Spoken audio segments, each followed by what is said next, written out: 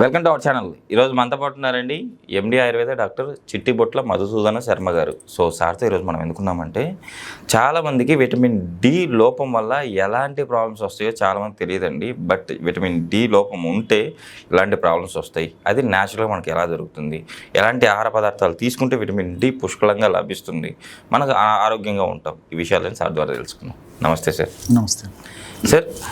ఇప్పుడు vitamin D లోపిస్తే మనం ఎలాంటి ప్రాబ్లం ఫేస్ చేసే అవకాశం ఉంది? విటమిన్ డి లోపం వల్ల చాలా ప్రాబ్లమ్స్ వస్తాయి సార్.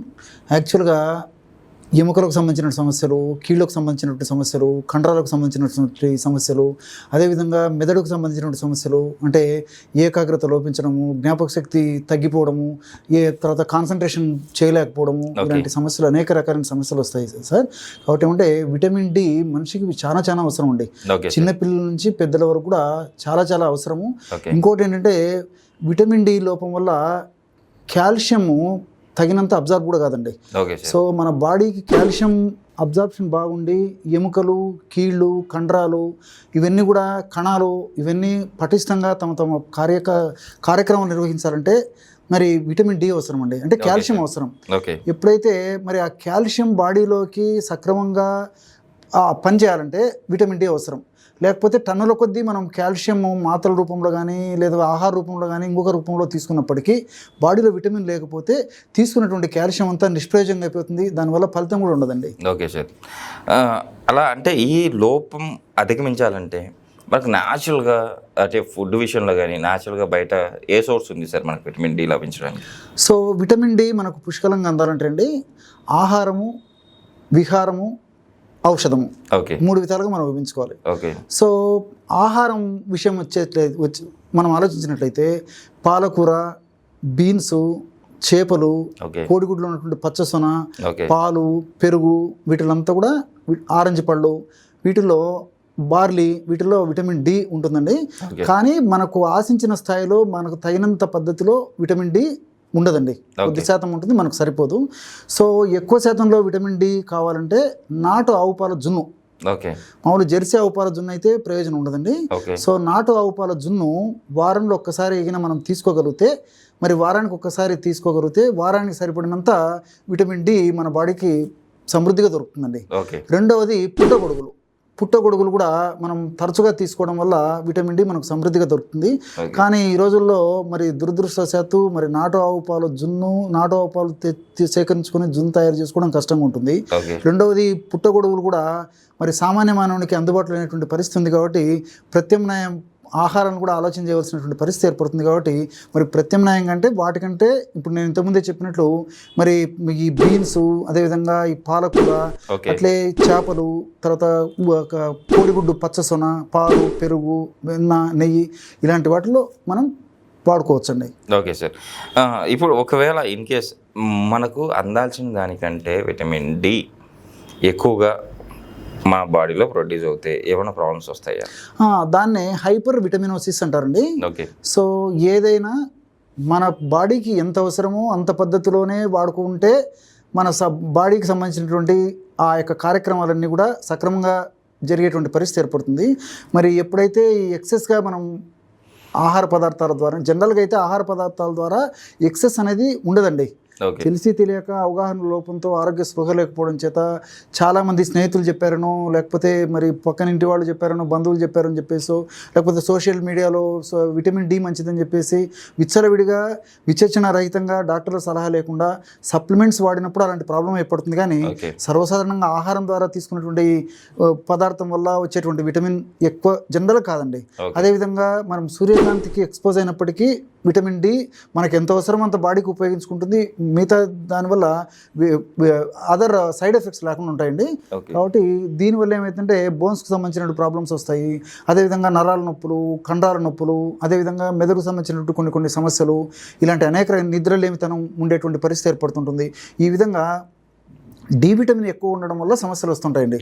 కాబట్టి సమస్య విటమిన్ డి లోపం వల్ల సమస్యలు వస్తుంటాయి. విటమిన్ డి ఎక్కువ ఉన్నప్పుడు సమస్యలు వస్తుంటాయి. కాబట్టి మనకు దైనందిన జీవితంలో నిత్యము మన బాడీకి ఎంత విటమిన్ డి అవసరమో అంత పద్ధతిలోనే మనం వాటి మీద అవగాహన కలిగి ఉండి వాడుకోవడం మంచిదండి. సో ఇక్కడ మీరు అడిగేసరికి మరొక విషయం గుర్తొస్తుంది. ఈ రోజుల్లో సూర్యభగవానుడు మనం ప్రత్యక్షంగా రోజు మనకు దర్శనమిస్తూ నా ఆశీర్వాదం మీరు తీసుకోండి అన్నప్పటికీ వివిధ కారణాల రీత్యా మన దురదృష్టవశాత్తు ఆ సూర్యభగవానుడి యొక్క ఆశీర్వాదం పొందలేకపోవడం చాలా బాధాకరమైనటువంటి విషయం అండి.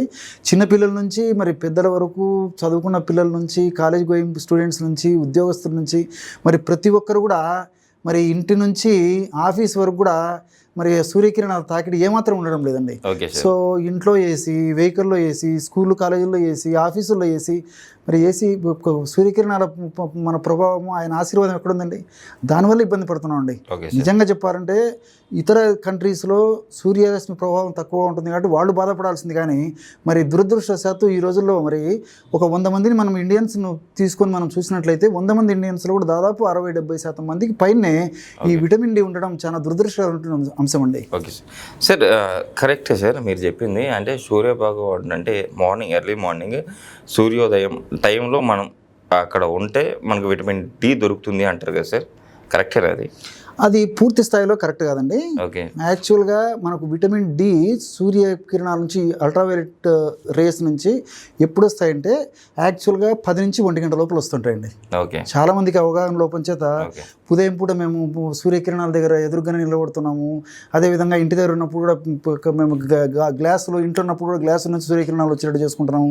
వెహికల్లో ప్రయాణం చేసేటప్పుడు కూడా మరి ఆ గాజు గ్లాస్ నుంచి, అద్దాల నుంచి మాకు సూర్యకిరణాలు వస్తున్నాయి సార్, అయినా మాకు విటమిన్ డి లోపం ఉందని చెప్పి చెప్తుంటారండి.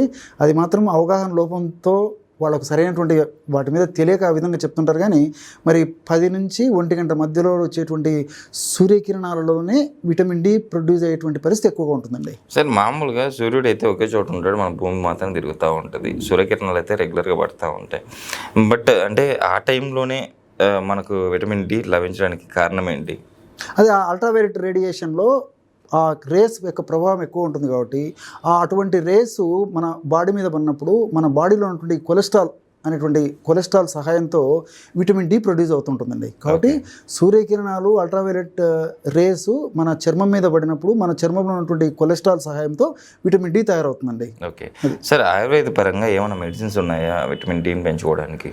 అదే చెప్పాను కదండి. ఇక్కడ ఏంటంటే సూర్యభగవానుడు ప్రత్యక్షంగా మనకు దర్శనమిస్తూ మీ అందరి ఆరోగ్యాన్ని నేను కాపాడుతాను, నన్ను వినియోగించుకోండి, నా ఆశీర్వాదం తీసుకోండి అన్న మనం దూరం జరిగిపోతున్నాం సార్. సో దీనివల్ల ఏంటంటే నేను ఇంతకుముందే చెప్పాను, ఖచ్చితంగా నాటావు పాల జున్ను చాలా శ్రేష్టం అండి. ఇది సాధ్యం కావడం లేదు. రెండవది ఏంటంటే మరి పుట్టగొడుగులు సాధ్యం కావడం లేదు. మిగతా పదార్థాలు ఉన్నటువంటి విటమిన్ మనకు సరిపోవట్లేదు. కాబట్టి అటువంటి పరిస్థితి ఎదురైనప్పుడు మరి వీలైనంత వరకు మొదట్లోనే చెప్పాను కదండి, ఆహారము విహారము ఔషధం అని చెప్పేసి ఆహారపరమైన జాగ్రత్తలు తీసుకోవాలి. విహారపరం అంటే ఉదయం 10 నుంచి 1 గంట దాకా మరి సూర్యరశ్మి తగినట్లు చూసుకోవాలి. మూడవది ఆహార ఔషధం. ఇలాంటి పదార్థాలు తీసుకోవడం వల్ల చాలా వరకు మరి విటమిన్ డి కృత్రిమంగా వాడాల్సినటువంటి అవసరం రాదండి. మరి ఈ రెండు లేనప్పుడు తప్పని పరిస్థితుల్లో మరి విటమిన్ డి సప్లిమెంటు ఖచ్చితంగా వాడుకోవాలండి. మరి అటువంటి సప్లిమెంట్స్ వాడకపోతే మళ్ళీ తర్వాత ఇబ్బందులు వచ్చేటువంటి పరిస్థితి ఏర్పడుతుందండి. నిజంగా సార్, ఈరోజు విటమిన్ డి లోపిస్తే ఎలాంటి ప్రాబ్లమ్స్ మనం ఫేస్ చేసుకోవాల్సి వస్తుంది. సో వేటి నుంచి ఆహారం విహారం ఔషధం అని చెప్పేసి చాలా చక్కటి వివరణ ఇచ్చారు. మనకు విటమిన్ డి ఎలా దొరుకుతుంది, మనం ఎలా తీసుకోవాలి అని చెప్పేసి ఇంత మంచి ఇన్ఫర్మేషన్ మన ప్రేక్షకుల కోసం ఇచ్చినందుకు థ్యాంక్ యూ సార్. నమస్తే.